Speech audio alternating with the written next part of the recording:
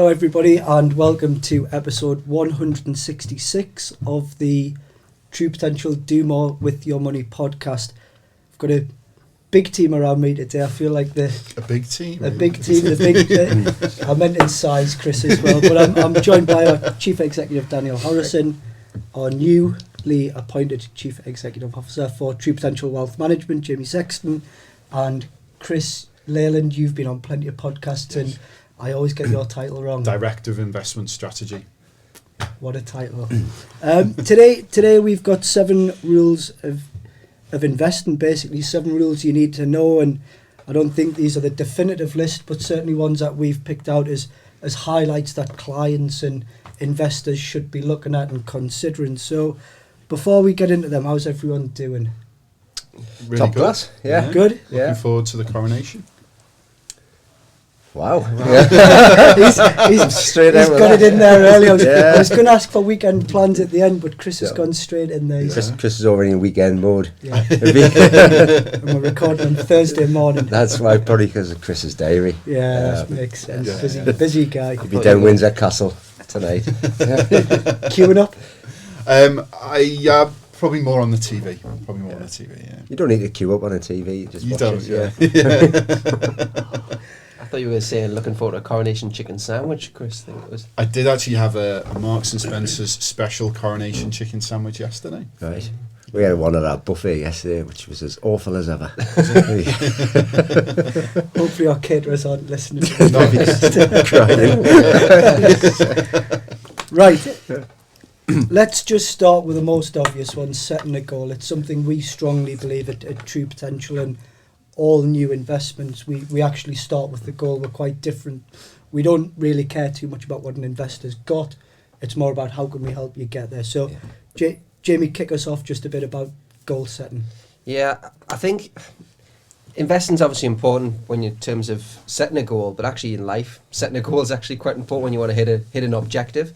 And I think there'll be different stages that people are at within their savings, in terms of people that are saving towards retirement, people that are saving towards a specific objective like buying a house or school fees, or the sort of invert of that is people who are saving to secure their retirement, so taking an income. So actually setting a goal and seeing where you are is incredibly important, because if you don't know where the destination is, which we kind of always say, if you're going to go on a journey, you don't know where the destination is, you're looking a bit lost. So I think when I speak to clients, actually before we even talk about their risk or their objectives, etc., it is always about, well, actually, where do you want to be? So if you want to retire, how much do you want to retire on? And you can help with those numbers as an advisor. You can look at what their current expenditure is. You can then sort of look at what's going to be in retirement, what's not. But then that gets you a real focus, and then that's really, really key when it comes to investing, because it becomes, if you don't do that, it becomes actually, well, why am I doing this? And then if you don't know why you're doing this, you might stop doing this. And it actually is really important. The context is dead key, Jimmy. It's really important. I think importantly as well, it's known when as well. And I think, Chris, you'll probably talk about volatility, the importance of diversification that we related today.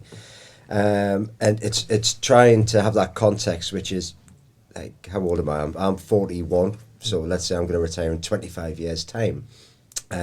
It's not now that the clock's ticking on that 25 years' time. I've got how much I want to hit in my pension.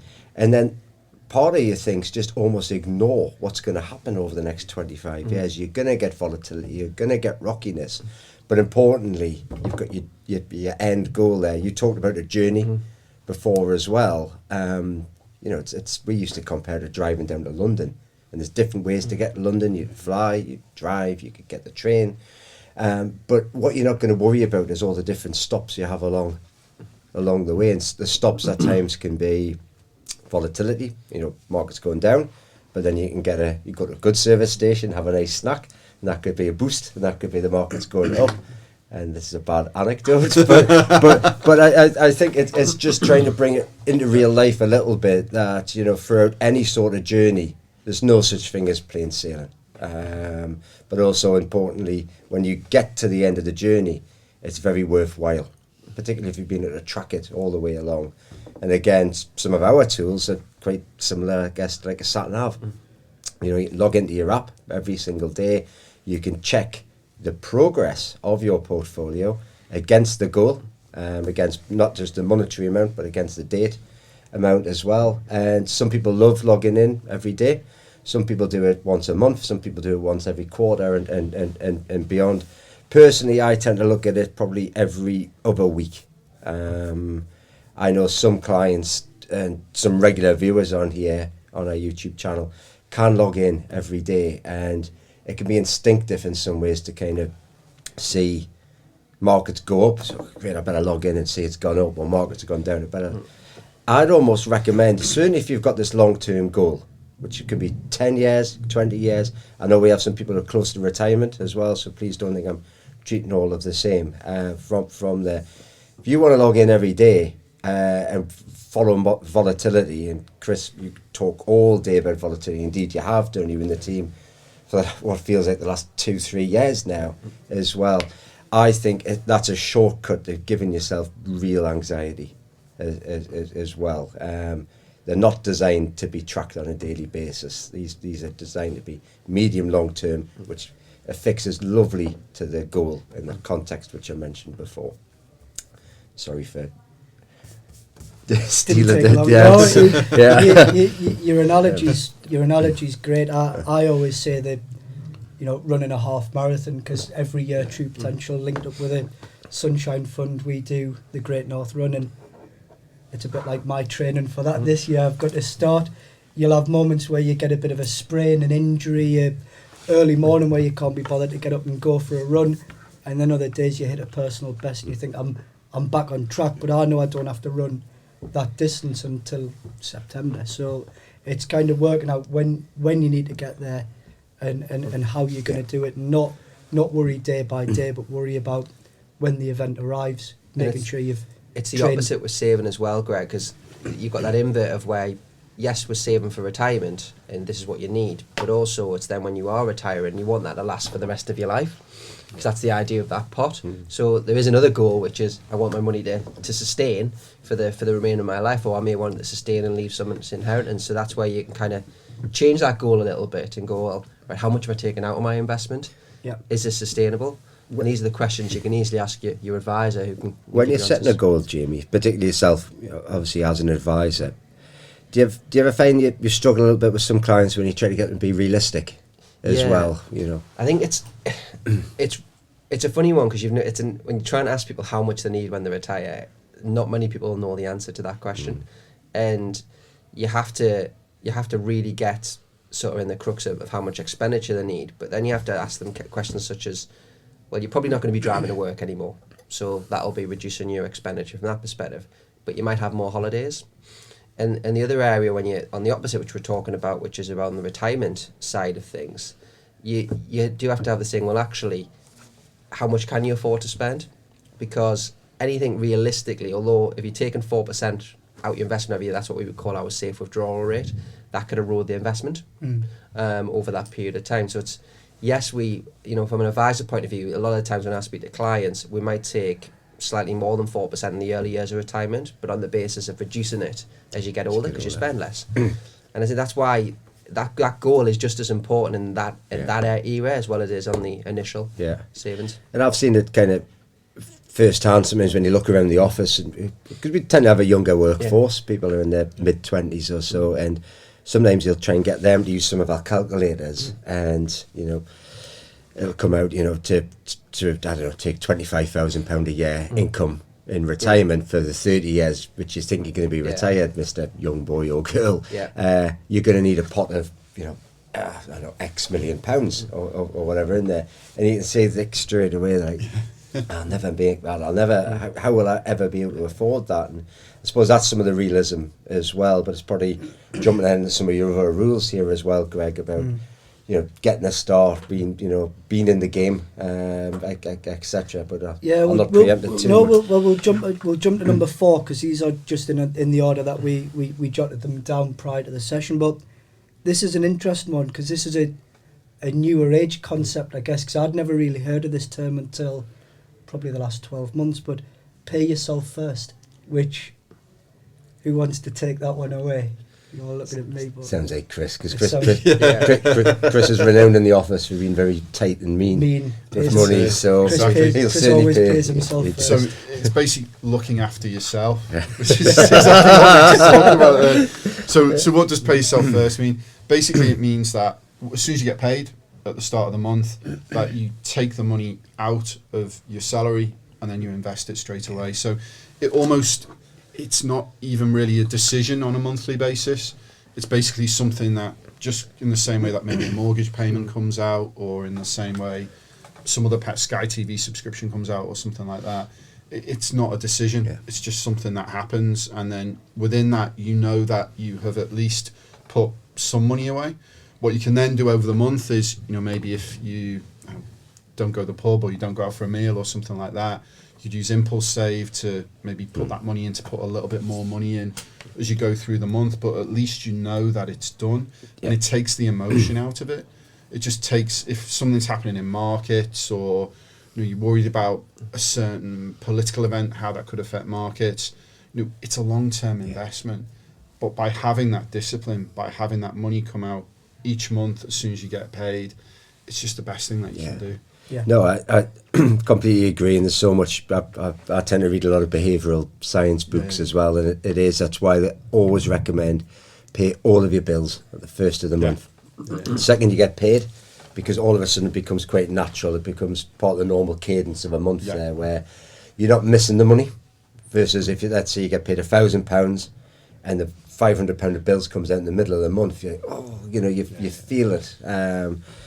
So much on there, and I think pay yourself first is a nice concept as well, because ultimately you're paying towards yourself to hit one of those goals which Jamie talked about. And one of my most common goals, it's I'd like to have a vehicle to pay my mortgage off in X amount of years.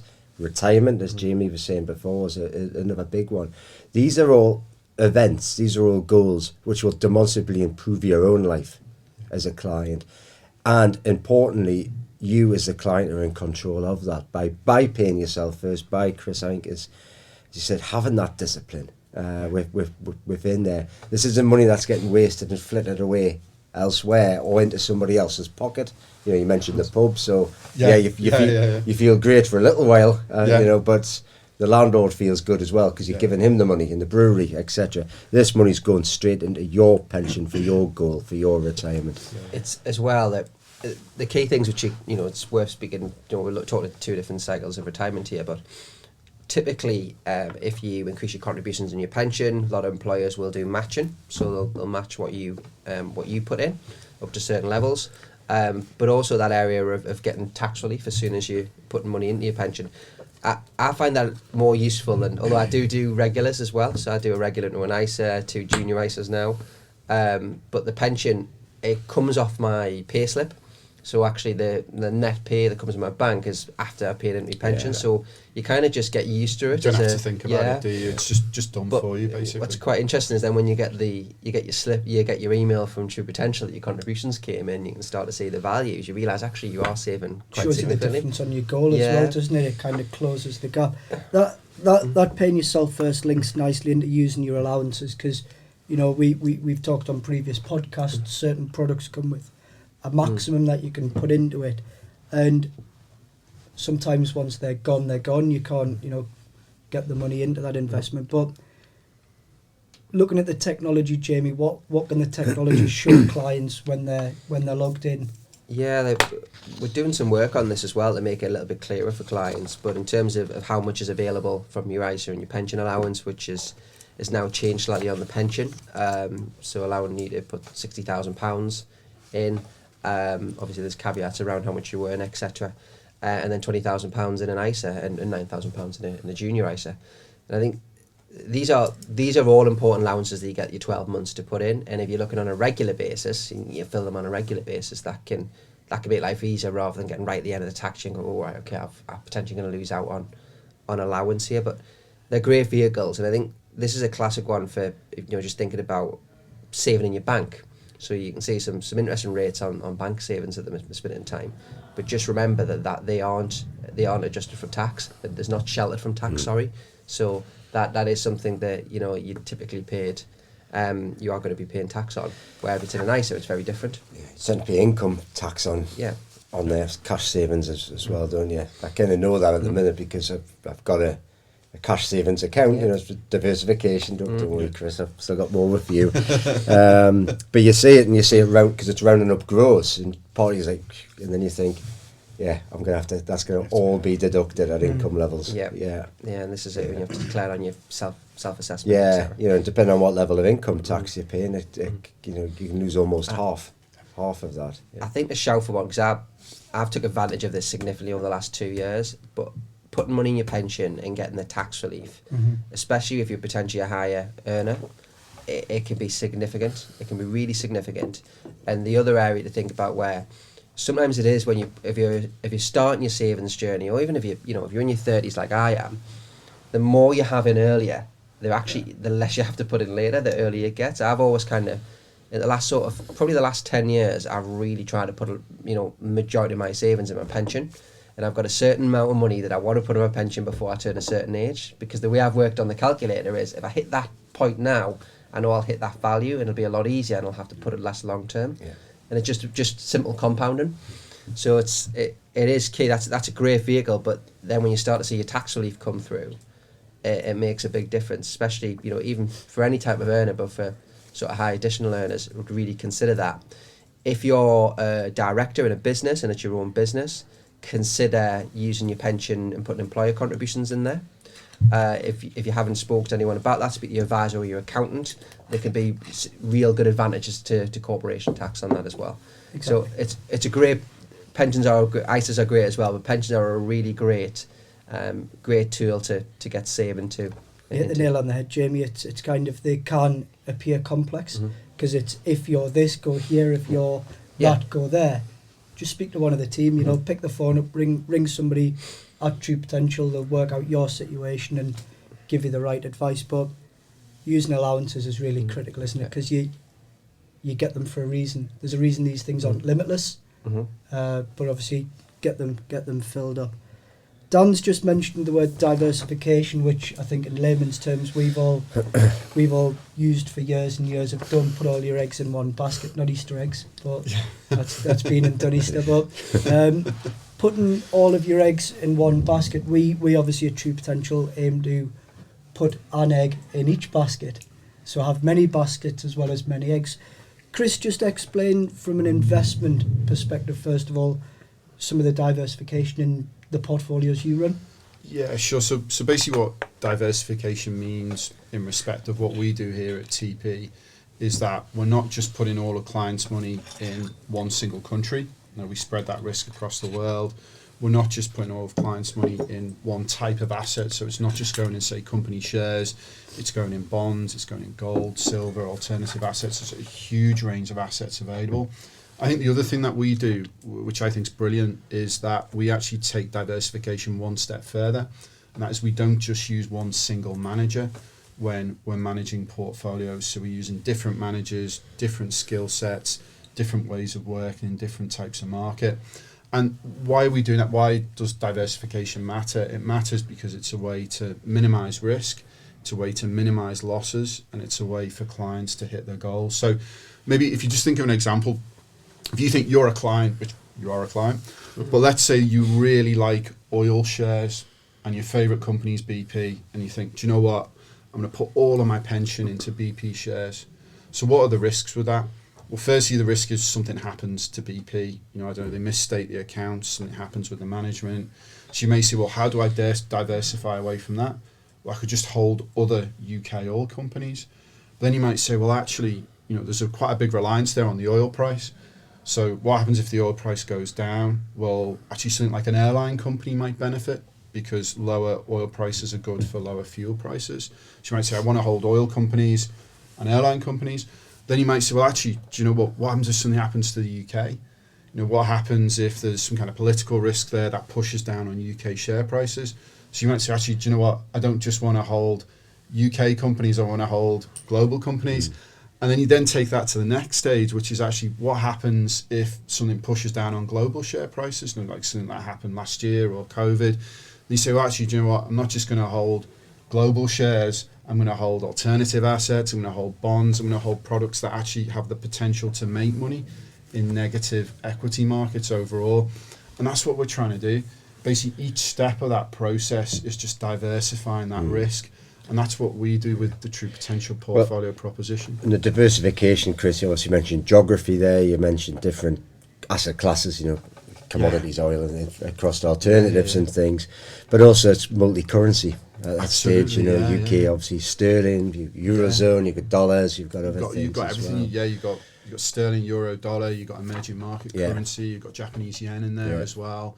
And again, you know, each of those current things like Swiss franc, each of those currencies has a different function. So things like dollar, yen, Swiss franc are quite defensive currencies. So if you're more of a downturn, you'd expect those currencies to do well. Then you've got other currencies, maybe more like emerging market currencies that are more kind of what we call risk on. So again, you've just got it's a huge range of different tools that we've got access to, which is great. Yeah, it is. And it's I think some of this goes back to what I was saying or stumbling around at the start when I was talking about the goal and maybe not logging in every day, because actually, not that the diversification dulls the growth, far from it. But I think sometimes you see people, well, XYZ company, Microsoft, for instance, done really well. That's jumped X, Y. Why hasn't my portfolio We used to get that with Tesla. Tesla in 2020, I can't remember, it was up a huge amount. And then obviously it just crapped out and basically came right off. And then you don't hear about it again. No. And you're just like, that's one company. It is, and that's the difference between how we approach versus a day trader. And a day trader could be a client sat, which we saw a lot of people in the UK during COVID, but especially when they were meant to be working from home, but they were just trading. That's why a lot of the platforms really did well, some of the self-serve ones, because people were trading and they were enjoying a bit of Tesla going up. GameStop, correct. Stuff like that. They enjoyed it till they didn't, when it wiped billions of pounds of value out of people's pockets almost overnight. Whereas the purpose of being diversified is, as you mentioned before, it should be helping smooth the risk out. It should be combating volatility, because you're not having all your eggs in one basket. And probably to give a bit of context on last year, which is sometimes where people say, well, why didn't the diversification work last year? I think you had this perfect storm of equity markets. You had the bond side of things as well, where I suppose a bond should almost be a bit of a stop, and it didn't. I mean, last year what you had is basically you had really high inflation, you had interest rates moving up at the fastest pace we'd seen for whatever it was, like 30, 40 years. And basically that pulled down on bond prices, pulled down on equity prices. You did see some products do well. We had things like what we call trend products, so that was up around 31% on the year. But the reality is you saw the kind of two main... What's a trend product? So what it does is I actually don't know. No, sorry. Yeah. So what it does is it basically looks for trends in the marketplace, and then it believes that those trends will continue. So it believes there's momentum behind them. So the trend could be that it believes that bond prices are going to go down, so it shorts the bond market, and that's exactly what it did. So there's loads of things in there that can help dampen down some of that volatility. But I think for me, you're starting to see a reverse of that now. Well, that's the key exactly what I was going to say, Chris. And you follow the performance as we do, and it's ticking up, which is what you want. You don't want these, huge spikes and huge drop, because volatility going up as well as down ain't great when you're looking for that gradual return. But I also think we need to put 2022 into context, this was a bizarre macro environment, and not that it makes anybody feel better when it involves your own money, because believe you me, my money went down. Everybody in here did. So it's as if we're sat in a, like ivory tower, like laughing and waving, far from it.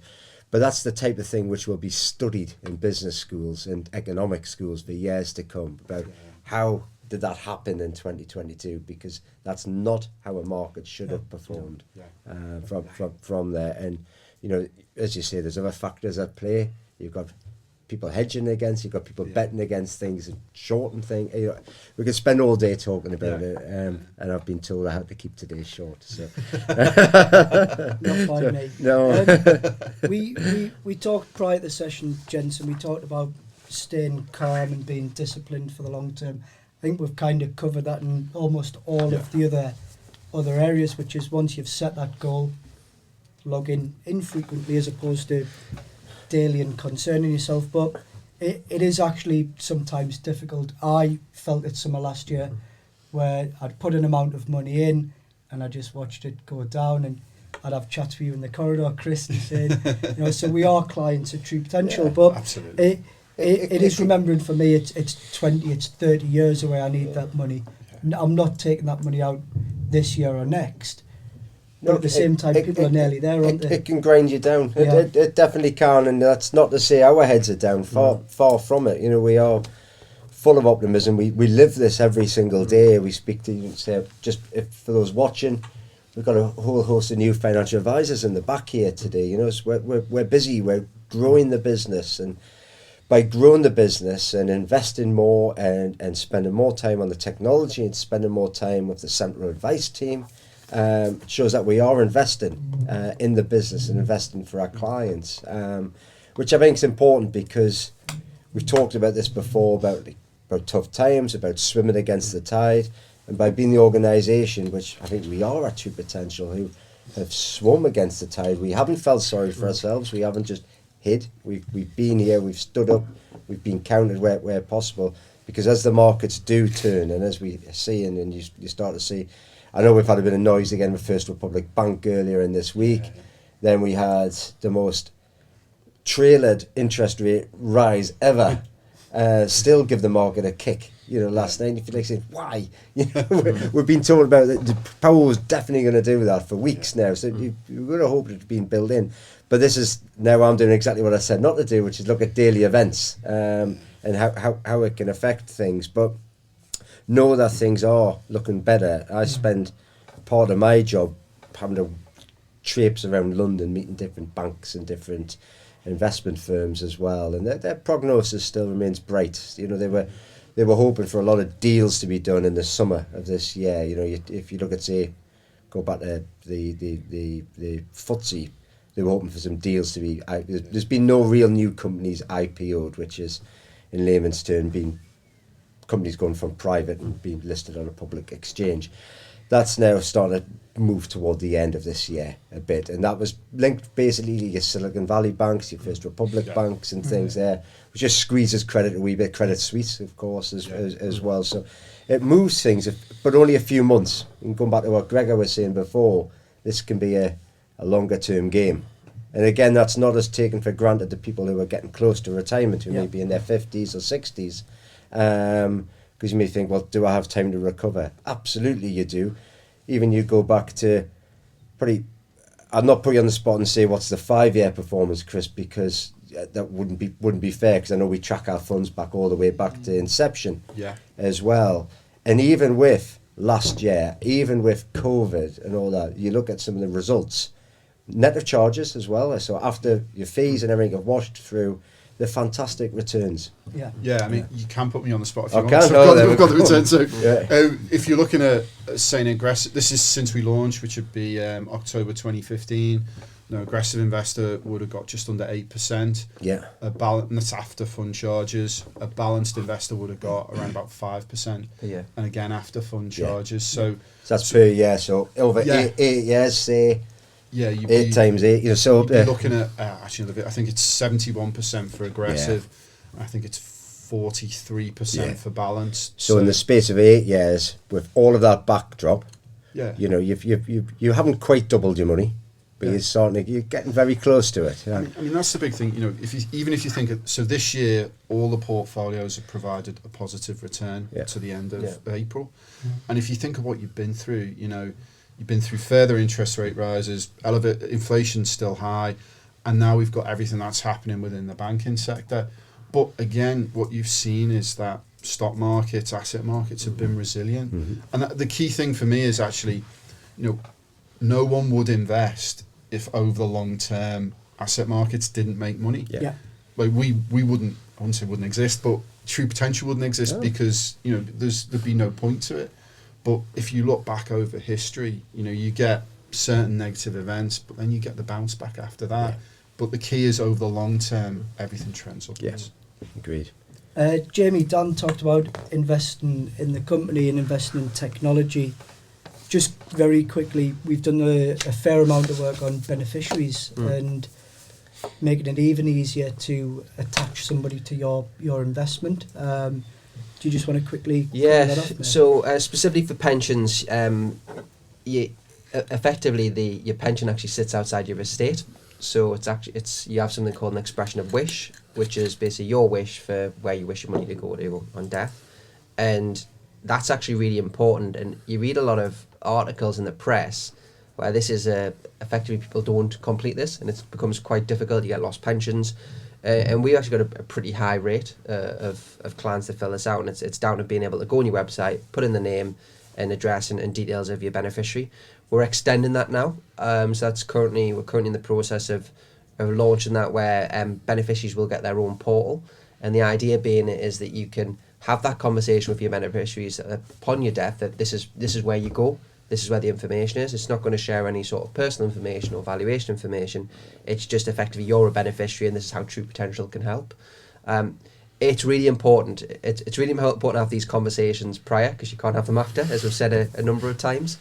But you know, from my perspective, it actually helps with two things when you're talking to your children. Although my children aren't old enough to talk to yet about this, but there's two things realistically it's helping you with.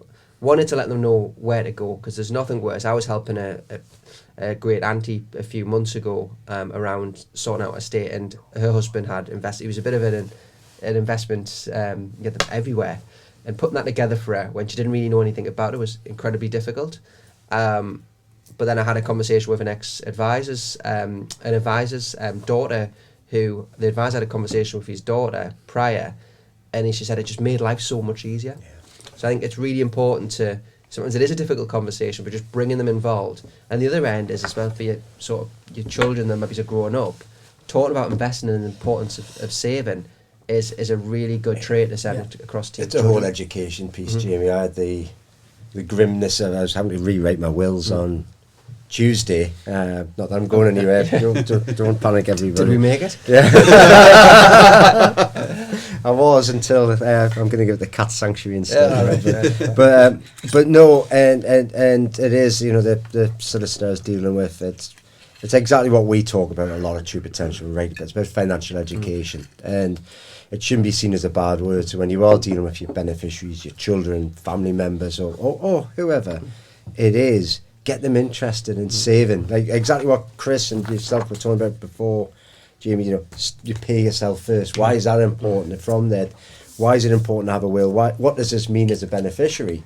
Because what your hope is, you know, we used to laugh with you, used to say you live forever, Jamie. So like the two lads you've got, may never get your pension because you'd be drawn on it for forever. But you never quite know as well. And the more involved people are with money, because money makes the world go round, obviously, but being financially independent, being secure, having money saved up, having your own savings as well, the choices that gives you and the ownership that gives you in the future is vast. The one thing you can control is how much money you save, whether it's with your children or in general. The one thing you can't control is markets. So if you're in a good asset-backed portfolio, something like True Potential, as a portfolio, actually leave the experts to that. Just concentrate on what you control, which is how do I get more money into that savings and bet? How do I do better in my life? And great, that's for me. The concept of actually just controlling what you can control is the control's the absolute one, Jamie. Yeah. Right, thanks, gents. We're slightly over. Graham will not be too pleased. Well hosted, Greg. We're Well trying controlled. We tried our best. I kept it in as best as I could. I was going to say weekend plans, but Chris, we all know what you're up to. So Just queuing up to watch the television. Queuing up to watch the TV. Times are hard in my household. Camp outside his own house. Jamie, anything this weekend? No, I think my weekends are taken up by taking children to swimming and rugby these days. So it's all fun. Daniel, you'll be at the football again? The new plastic fan. No, I've got a nice weekend planned. Across at Matford Hall on Saturday. They're having an event for the King's coronation, which is going to be raising money for the local church as well. So nice mix of bit of celebration for His Majesty, but also with family and friends, but also raising money for a good cause. And then, yes, Newcastle against Arsenal on Sunday. You'll have a ticket as well. I'll be there. Yeah, I was going to see you always I might managed to find a bump ticket. into you again. I bumped into Greg at the football last week. Oh, okay. He was sat on his own, looking very All sad. but then the one, so I was happy, Chris. Who bought the pint? Greg bought the pint, but I illegally got Greg into the hospitality Oh, suite. right. So, you know. so it's a quid pro quo there. Let's hope the Amanda Staveley's not watching this podcast, Greg. She's been known to watch the podcast. She has been known. as She's well. been featured on the podcast She has once. featured on the Yes. podcast. Yeah, I mean, Peter once mentioned Peter can't be with us today, can he? Peter can't be No. with us. It actually is worth mentioning. Peter's got a bit of an injury, so he wasn't able to Yeah. attend today, so I've had to step up at the last moment. So get well soon, Peter. Hope you recover quickly. Yeah, I mate. hope your ribs are all right. Yeah. Well, thank you, gents. Very good, very you. insightful. I think we got through the 6 of the 7, so we'll leave the 7th as a mystery for the next podcast. As usual, ladies and gents, please do remember to like the video, subscribe, and get in touch if you need anything further from us. Thank you.